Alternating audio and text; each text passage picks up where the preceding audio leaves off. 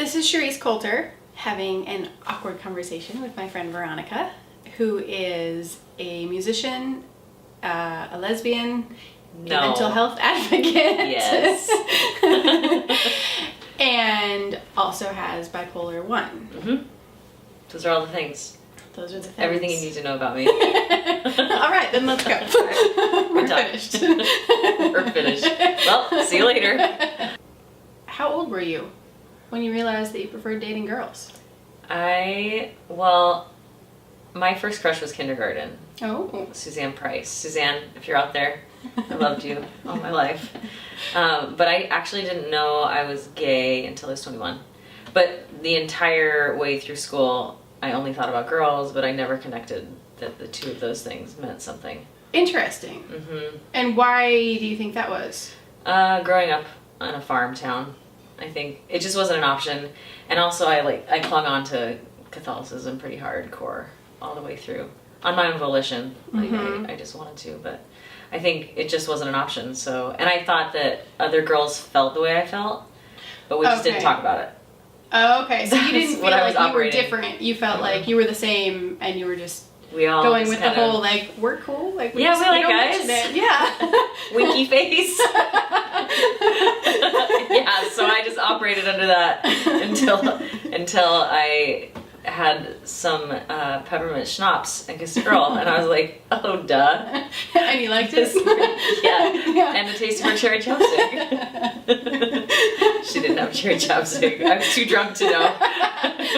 Everything was peppermint. Everything was peppermint that night. After that first kiss, was that like a revelation? Yeah, it was, so she stayed the night that night, and the next morning I go, I'm a lesbian. And I go, do you want to be my girlfriend? And it was that fast. It was... Wow. It was just like, oh my gosh, this makes so much sense. And how was that for your family? Like, how it was long a did you process. wait to tell them? I didn't wait super long. At first, even my dad, they were supportive, and they've always been supportive. But I think once it sunk in, he was like, at first saying, we have a name here and to uphold, and so it was kind of like, keep it quiet. Oh, okay. But now, fast forward now, it's years later, and my sister's best friend is gay, mm-hmm. and my mom bought him a Sephora gift card for makeup. So, it just takes time. It was a farm family. You can't expect everything to change overnight. So, they're incredible. But they've fully come around now, and now it's all good. And yeah, I wonder sometimes if my sisters think I'm going to go to hell. I'm not sure. Yeah, because, I don't know, I've never really asked them that, but they are Catholic. Yeah. And homosexuality is a sin, I think, to them. They always ask me if I'm dating somebody. They're always so sweet, but there is a part of me that wonders if they pray for me at night and for a conversion. I don't know. How do you feel about that? I kind of have a level of acceptance with it, because I remember what it was like to be Catholic, and I remember what my beliefs were, and all good intentions. They love me, but sometimes it's not worth trying to change somebody's mind. So I just kind of let that rest. I don't know if that's how they feel, but knowing how the religion is and how it operates, I'd have a hard time thinking it wasn't that way. So you came out, you started dating girls, mm-hmm. and then at what point did you decide that you preferred to dress masculine? The time that I went to Old Navy and got a pair of cargo shorts. But I put them on and I started to cry, and it was at that moment that I was like unearthing this identity that I feel like just in the past maybe 5 years, I feel like this is who I am. Yeah. My last dress I probably got rid of 4 years ago. Okay. It was a purple sundress, and I was like, why am I holding on to this? Yeah, how long had it just been in the closet? Thank you. Yeah. Many years. Too many. How did you find out, or how did you get diagnosed as having bipolar? So I had a huge manic episode. My first one was when I was 25, so 9 years ago. And an ambulance found me in an alley at like 6 in the morning. I was unidentified. I had no shoes on or anything, and A long line of delusions brought me to the alley. I thought I was supposed to kill myself, so I was like finding the right place, and I was in the alley thinking there was like a telephone pole wire and a car, and I thought the wire was going to fall and explode the car and kill me. The next thing I remember is waking up strapped down. I had a mask on my face, and yeah, I mean, it was 15 days of complete delusions and hallucinations, and I lost like 35 pounds because I thought they were poisoning my food. So, I mean, it was catastrophic, and there was no denying that I had mental illness. But with all that being said, I would never change having bipolar I. And why is that? It's incredible. I mean, the stuff I'm able to access, and some of it is delusional, especially in mania, but my creativity, the way that I think, I know is because of my mental illness. And sometimes the daily struggles that I have to go through, I mean, I always say the heavier weight you lift, the stronger you become if you take ownership. And I feel that way because there are some weeks, like I struggle with delusions of grandeur, which is, for me, like I thought it was Jesus Christ, I thought it was the Holy Spirit, God, Michael Jackson, reincarnated. Oh, getting creative with that one. And then my all-time favorite, Elsa from Frozen. And I only thought that for about 5 minutes.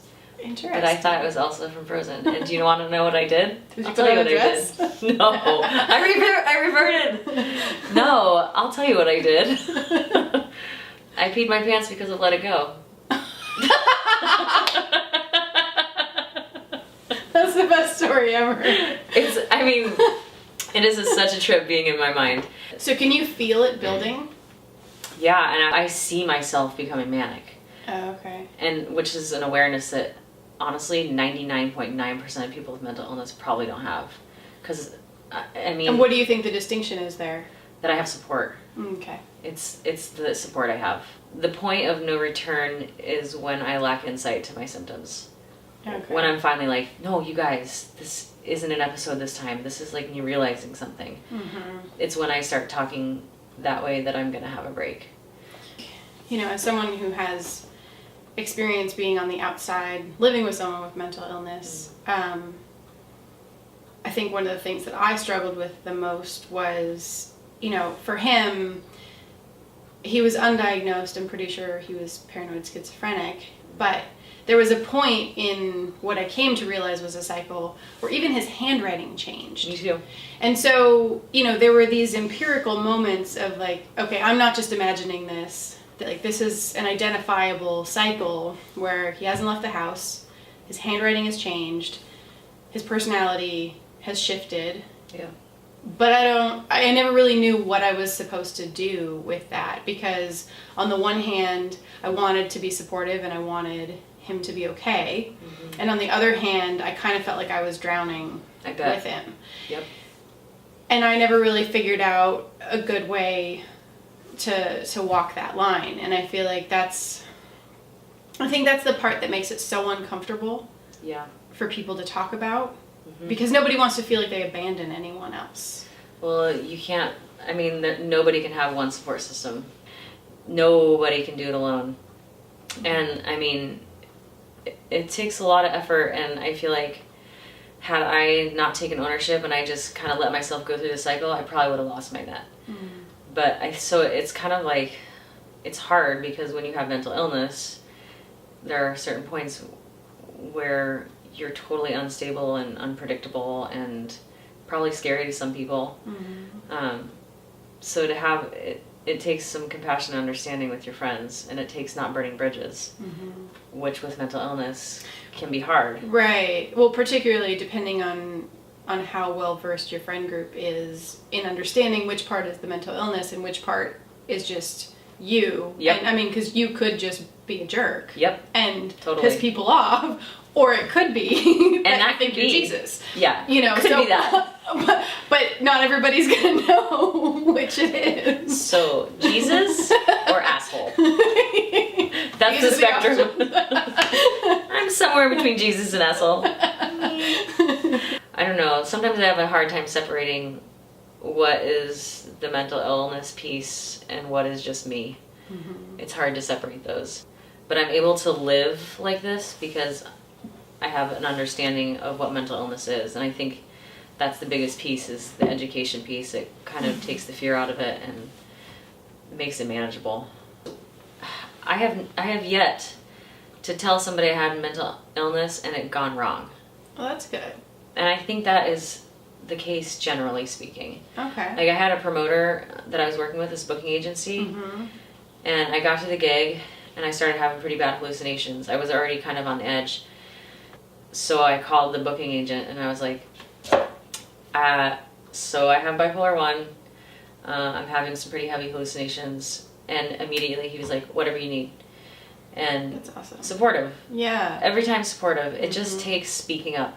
And like you're saying, like talking about these things, people with mental illness need to talk about these things. Right, and so, you know, if somebody asks you, like me, a bunch of questions about it. I love it. Okay. Because I feel like that's one of the things that's most intimidating, is just, you know, you don't want to be offensive by just asking the questions. But, you know, when someone says they have a mental illness, like, there are questions. Of course you there know, are. and so I feel like, yeah, it's a good thing to know, is it okay to ask? And for some it's not. For me, I welcome it because it opens up people. At shows, I always talk about it, every show. And at a lot of shows, I'll say, raise your hand if you know somebody with mental illness. The majority of people raise their hands.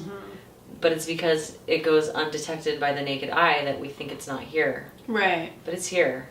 Like, if you were at the start of your journey right now, what would you have needed to hear? I think that nobody's alone. I feel like that's what I would have always wanted to hear. I felt so alone in so many different parts of my life, thinking that I was the only one, but we all are walking around with these things that nobody knows about. And I think knowing that there's always support out there, you just have to go out and find it. It's like when people say to me, oh, I can never play guitar like you do, and I always say, well, there was a point where I couldn't even play a chord. It's like, you have to go out and search for those things, maybe sometimes to find it, but there's support out there, always. This has been an awkward conversation with Veronica. Thank you. I appreciate it. I wish that would have fallen over. Can we do it again?